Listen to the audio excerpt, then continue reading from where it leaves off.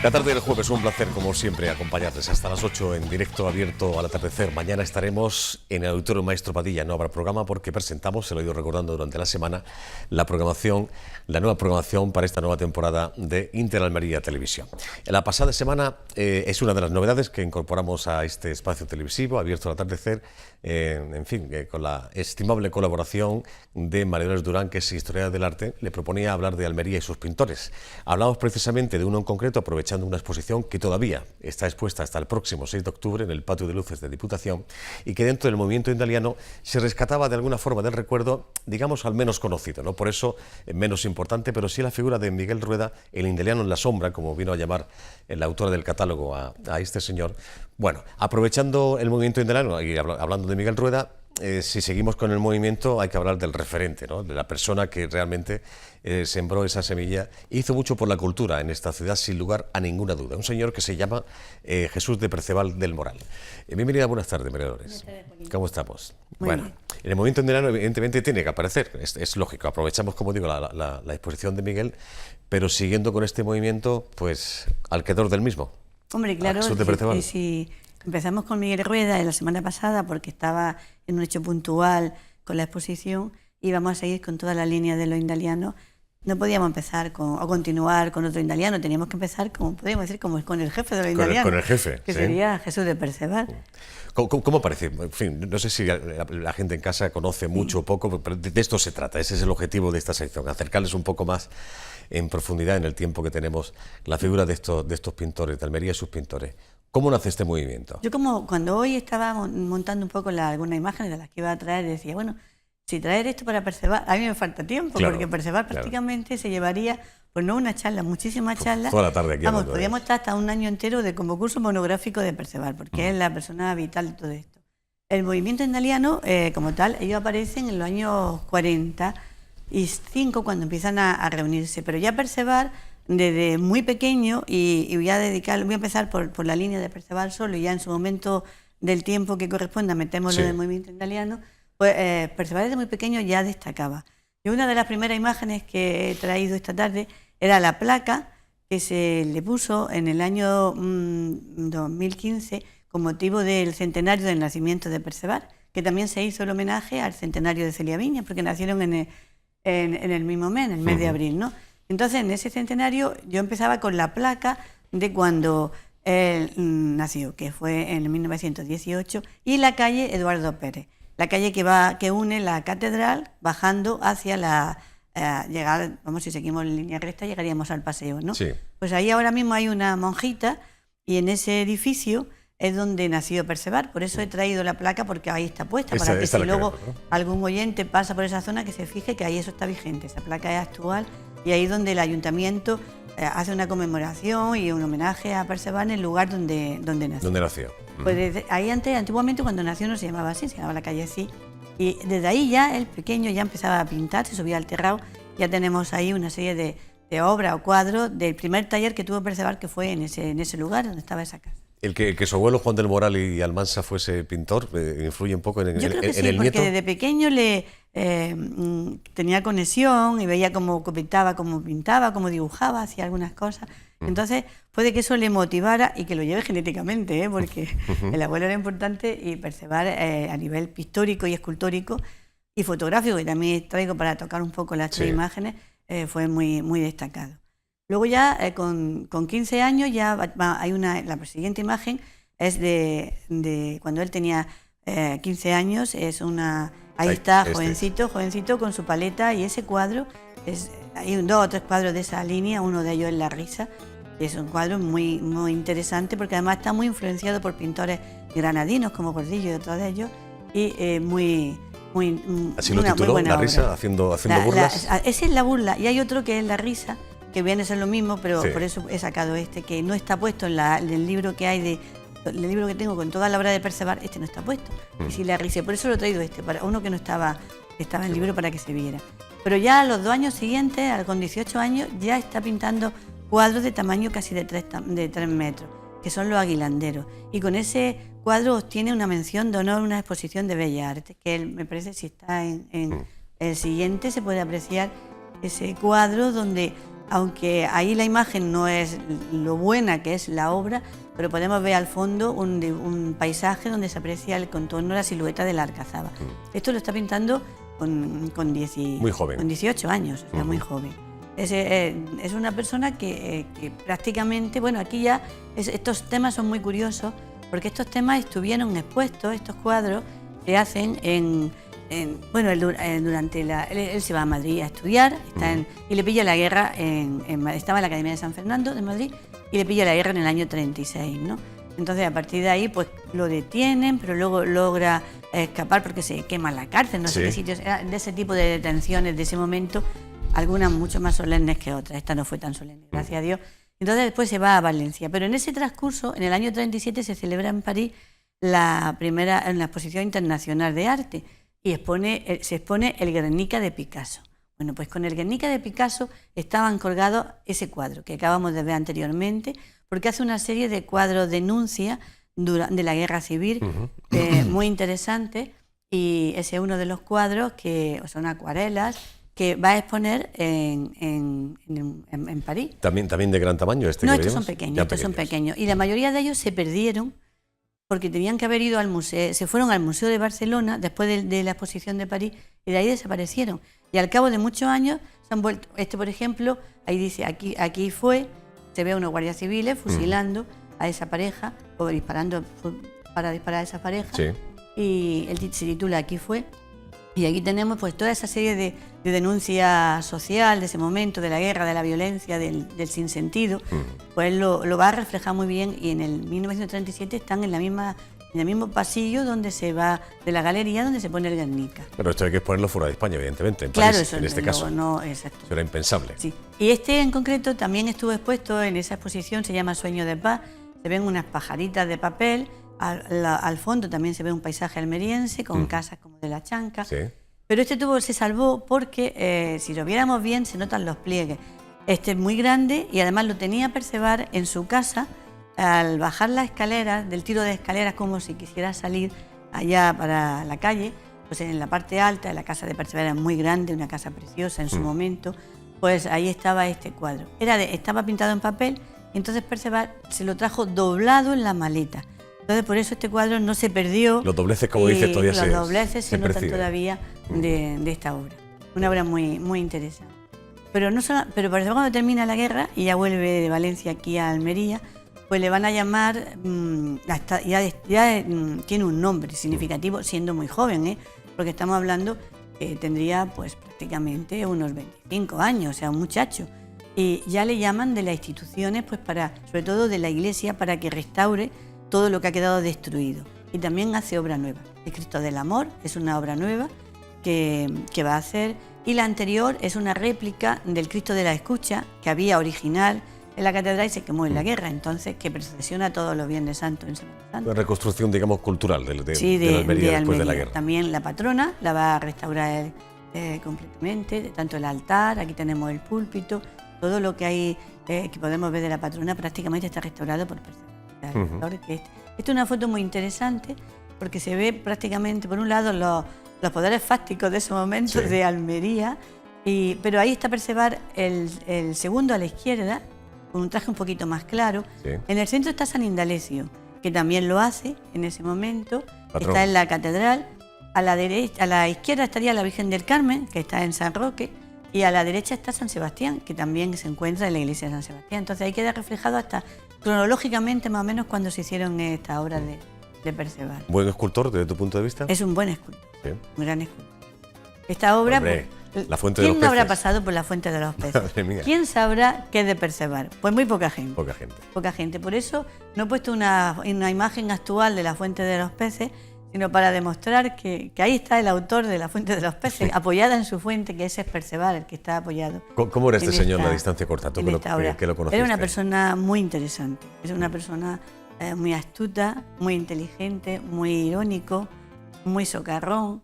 Tenía muchas facetas al mismo tiempo. A veces no sabía si lo que te estaba diciendo era una cosa muy seria, o te estaba tomando el pelo, y cuando ya te veía plenamente que te habías creído todo lo que te había dicho, te demostraba que no, o sea, tenía un carácter, era muy cercano también, tenía también mucho carácter, era muy crítico con muchas cosas, pero bueno, es que todas estas personas, si no tienen una capacidad de análisis grande, no llegan a donde han llegado. O sea, aunque personalidad tenía propia, sin lugar a dudas, pero influencias, por ejemplo, de Picasso y de Dalí, ¿se pueden apreciar en alguna de sus obras? Se pueden apreciar influencias. Él siempre eso le molestaba mucho, porque él decía que, que no tenía influencia, sino que él conocía a esas personas porque había tenido contacto y compartían teorías, compartían técnicas, compartían, por ejemplo, con Zabaleta, sobre todo. Él no le gustaba que dijeran que podía tener influencia de Zabaleta, sino que era amigo de Zabaleta. De hecho, Zabaleta se puso enfermo en Almería y al mes murió, pero se puso enfermo estando aquí con Perceval, en Perceval. Entonces él decía que él conocía a otros pintores y sin embargo, con los pintores, podríamos decir, del Renacimiento, con pintores de etapas anteriores, con eso sí admitía que había bebido de toda esa fuente para aprender y saber. Pero el coetáneo, él no llegaba a admitir. Le costaba más, ¿no? Le costaba un poco más admitir esa. Algunas imágenes más que imagino que hay, ¿no? Sí, hay más imágenes. Vamos bien. Aquí ha traído de la Compañía de María, porque una Compañía de María es un centro educativo, un centro en la iglesia, pero es un centro educativo. También habrán pasado por esa iglesia miles de alumnos, antiguos alumnos. Yo fui antigua alumna de la compañía en mi época de infancia. Sí. Toda mi etapa escolar fue allí. Y ahora mismo, y seguramente no saben qué es de Perceval. Y casi todo lo que hay ahí está realizado también por Perceval. Entonces, es una forma también de ponerle un poco en valor. No hay que poner en valor a una persona que vale, pero sí duele que valiendo no se le tenga el conocimiento que tiene. Este cuadro es un cuadro. Lo que te preguntaba, perdón, María Dolores, hablando la pasada semana de Miguel Rueda, te preguntaba si el trazo del movimiento indaliano es reconocible, ¿no? Es reconocible, ahí estamos. Quizá en la obra de Perceval, sí. Exacto. ¿No? Aquí tenemos este cuadro, está en la época de la década del 40, cuando ya vamos acercándonos al movimiento indaliano. Este está en el ayuntamiento y es un cuadro de pescadores muy interesante, una obra muy interesante. Y aquí ya sí tenemos ese trazo percevaliano que sí se le ve luego a sus discípulos. En la década del 40 tú ves alguna obra de cada uno de ellos y le ves ese matiz que Perceval hacía, como ellos quieren emularlo, seguirle o tomar esa línea, que luego por supuesto la dejan, pero en ese momento sí nos vamos a encontrar. Y ya en estos años del 45 es cuando va a aparecer el Indalo. Ya Perceval, este es el tema del adúltera, toca un tema pues bastante, en aquel momento en la sociedad nuestra una mujer no podía tener relación con otra, hoy día eso está desfasado, pero en aquel momento hay que meterlo en el lugar y toca el tema con esta obra muy de esa época de la década del 40. Y ahí, como ya tiene un nombre muy significativo, ya hemos visto toda la restauración, pues crea con don Juan Cuadrado, que está sentado, o acachado mejor, el primero a la izquierda sería, y luego hay un niñito en medio y el siguiente es Perceval. Pues con don Juan Cuadrado y con la gente de la cultura de ese momento de Almería, crean unas tertulias en la Granja Balear, y esas tertulias de la Granja Balear consideran que tienen que tener algún amuleto o algo que le una. Y don Juan Cuadrado lleva el símbolo del Indalo, que lo traeré en el siguiente. Llevo dos sin traerlo acaso hecho, porque así la gente va poco a poco viendo, ¿no? y entonces ya crea ese símbolo de lo que sería la primer tótem de ellos, que sería otra imagen, hasta después que viene el de la Cueva de los Letreros. Aquí tenemos a todo el grupo, de todos los indalianos, menos, Rueda no está, porque como era mayor no estaba en ese momento, pero ahí estamos y empezamos por voy a citar algunos nada más. El primero de la izquierda sería Enrique Suárez, que también era un gran dibujante y caricaturista. El segundo sería Perceval. Después de Perceval nos vamos a encontrar a otro de las personas también significativas, muy importantes en la pintura española, que sería Vázquez Díaz. Ese es un pintor a nivel internacional, con lo cual Perceval tenía mucha amistad y va a tener una gran relación con él. Y a partir de ahí nos vamos a encontrar pues al director de la Biblioteca Villa Espesa, a Dolce Garzolini, a distintos personajes, y ya sentadillos nos vamos a encontrar a sus niños, a sus discípulos. A los jóvenes. A los jóvenes indalianos. Sin embargo, solamente va a estar de pie, a la derecha nos vamos a encontrar a López Díaz, que está de pie, y luego nos vamos a encontrar también a Capuleto, pero lo demás, a Cañada está sentado, Alcaraz sentado. Tenemos a todos los indalianos ahí puestos. ¿Dónde está hecha esa foto, por curiosidad? Está hecha, sí. Además, en el fondo, las obras que hay es la exposición que hacen en la Biblioteca Villa Espesa. Villa Espesa. La biblioteca, para la inauguración de la Biblioteca Villa Espesa en el año 48, cuando se hizo la foto.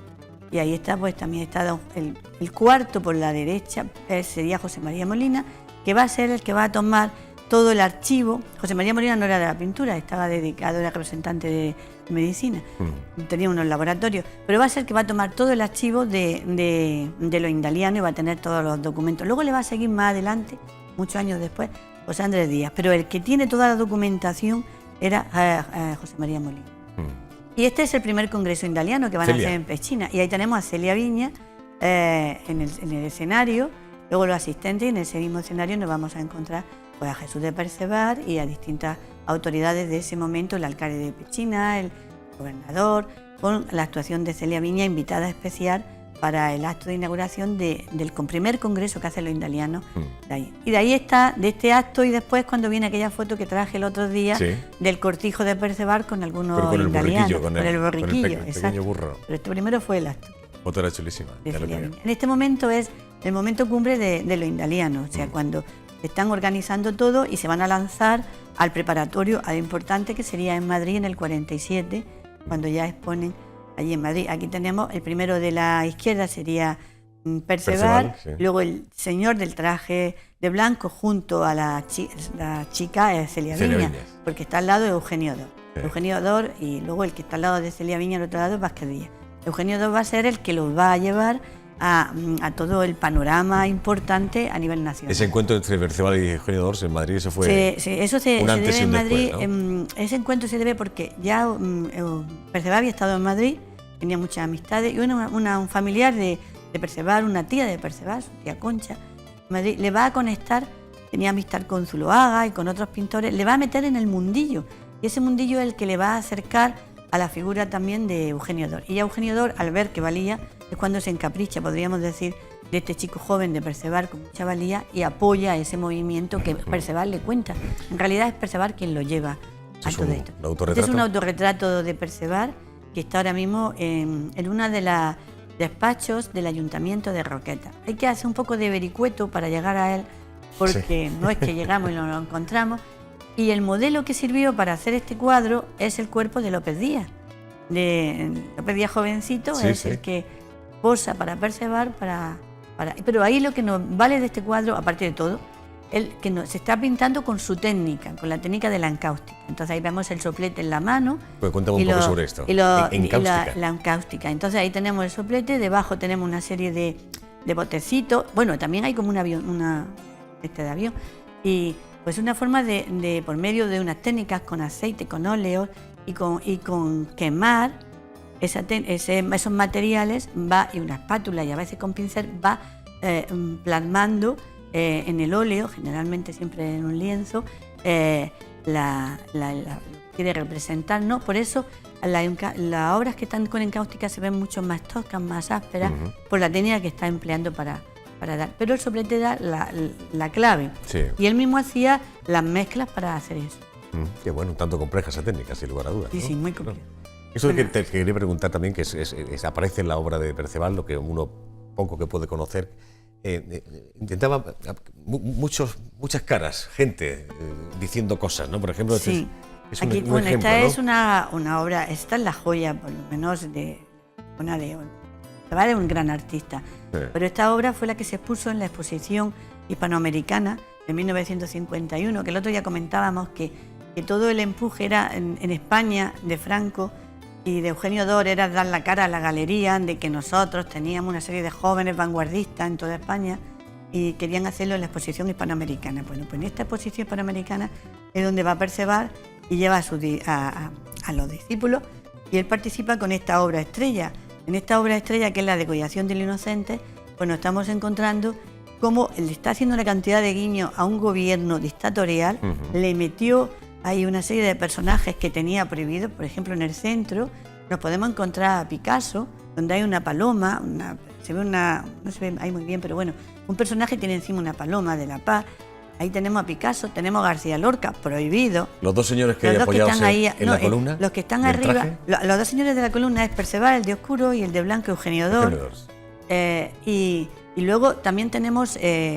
se ve como un huevo que cae, una plomada, como diciendo el equilibrio que tiene que haber de las cosas y el que no había en España, ¿no? Entonces, le hace un guiño total, y los inocentes pues son todas esas personas que han fallecido. Entonces es una forma de criticar un momento político y encima no se lo prohibieron. Claro. O sea, no se lo prohibieron. Y estaba pintando a García Lorca y a Picasso en ese momento. Qué bueno. Esto también hizo bastante retablo. El anterior lo tenemos en Roqueta, aunque si alguno de Roqueta está viendo esto estará diciendo no, ahora mismo no está así, claro, porque ahora han restaurado y le han puesto un marco nuevo a la obra. Pero he traído la antigua para que vieran en el año 50 y tanto el marco que tenía. Ahora hace poco lo han restaurado y ya tiene un marco nuevo. En el libro, de hecho, del 2015 ya está bien puesto. Y esto es otro en la iglesia una iglesia de Granada, otro retablo para otra iglesia de San Pío X en Granada. Entonces, pero no estamos hablando de un pintor localista. Esta es su familia, bueno, parte de su familia, ahí falta una de las hijas porque no había nacido todavía la pequeña, que ya ha fallecido, sí. Y su mujer, Trinda de la Cámara, que también hacía sus buenos pinitos en la pintura, sí. Y lo hacía bastante bien. ¿Pintaba bien? Sí, pintaba bien también. Pero él tiene obra en Alemania, tiene obra en Tokio, tiene obra en muchísimos sitios del mundo. O sea, no es un pintor nacional, es un pintor a nivel internacional, aunque no tengamos esa difusión de esa obra. ¿Ha sido reconocido en esta ciudad en la que vivimos, desde tu punto de vista? Hombre, y sí y no. A ver, sí, porque si hacemos el balance de la cantidad de homenajes que ha tenido, desde que además es hijo predilecto, también he traído un poco ahí para que se vea, en 1978 lo nombra hijo predilecto de Almería. Después de su fallecimiento ha tenido muchos momentos que se le ha hecho un recordatorio. El último ha sido en el 2015 con el centenario, en el cual yo fui la comisaria de todos los eventos. Sí. Pero estamos hablando de muchos eventos, de muchas cosas, y eso está fenomenal y hay que agradecer que se haga, ¿no? Y no solamente aquí, en otras localidades se lo han hecho. Pero sin embargo, en Málaga también, como Premio Picasso y todo eso. Pero sin embargo, todas esas cosas, como yo te comentaba el otro día, esto es efímero. Porque esto se hace y se va. Ahora, tú le preguntas a alguien, ¿qué pasó en 2015? Ya no se acuerda nadie. Efectivamente. No se acuerda nadie. Yo me acuerdo porque yo era la que me encargué, pero si no, no me acordaría. A lo mejor sí me acordaría, pero que no es lo mismo.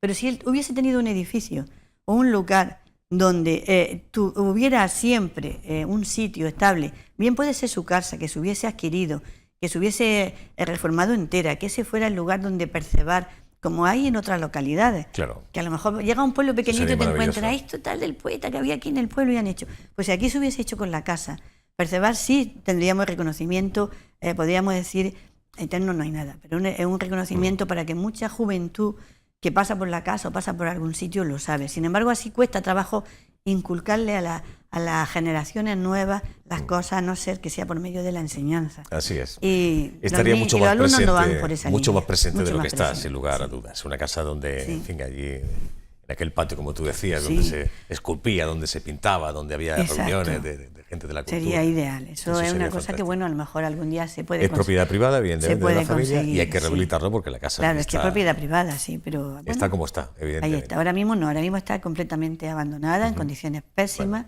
pero ahí anda. Bueno, como bien decías, podríamos estar 3 días y más, toda una semana hablando de Perceval, pero bueno, son algunas pinceladas que es lo que pretendemos acercar. Que hemos acercado a Perceval, claro que sí. Al oyente. Referente cultural sin lugar a ninguna duda. Sin ninguna duda, el siglo XX, podemos decir que la mitad del siglo XX, bueno, más de la mitad del siglo XX, los 3/4 partes del siglo XX, Perceval ha sido el referente en Almería, pionero y el que ha acercado a Almería a muchos lugares y en muchos sitios del mundo, no solamente de España. Bueno, nos vemos no la semana que viene, posponemos, que tu agenda no te lo permite venir, así que cuando sea posible, en la un par de semanas, ya estamos aquí. Hablamos de alguien en particular. Seguiremos hablando de alguno de ellos. Lo dejamos así de interrogante para ver de quién vamos a hablar. Pero terminaremos con todo lo indaliano. Efectivamente, y hay más, aparte del mundo indaliano hay más. Seguiremos luego hablando más de bueno, gracias, María Dolores, como siempre, un placer. Hasta la próxima. Eduardo, una pequeña pausa. Sí, pues enseguida de vuelta, tan solo unos minutos. Hasta ahora mismo.